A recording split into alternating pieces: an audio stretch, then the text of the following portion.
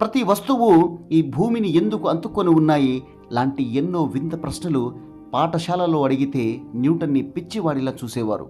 కొన్నిసార్లు పాఠశాల నుండి బయటికి పంపేవారు. అప్పుడు ఈ ప్రకృతి పాఠశాలగా మారి అతని ప్రశ్నలన్నిటికీ సమాధానమిచ్చింది. అతన్ని ఒక భౌతిక శాస్త్ర పితామహుణ్ణి చేసింది. సూపర్ స్టార్ రజనీకాంత్ బ్రతకడానికి బస్ కండక్టర్ల టికెట్లు కొట్టేవాడు.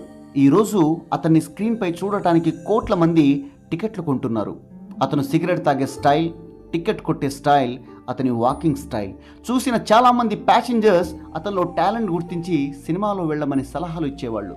వాళ్ళు చెప్పిన ఒక్క మాట రజనీకాంత్ లైఫ్ స్టైల్ని మార్చేసింది.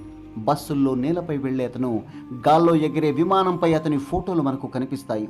ఏ ఆలోచన ఎవరిని ఎక్కడ చేర్చుతుందో, ఎక్కడికి తీసుకెళ్లి కూర్చోబెడుతుందో ఎవ్వడికీ తెలియదు. రాజ్యాంగ సృష్టికర్త బిఆర్ అంబేద్కర్ చిన్నప్పటి నుండి విపరీతమైన వివక్ష, అంటరానితనం, వెలివేయబడ్డ జనం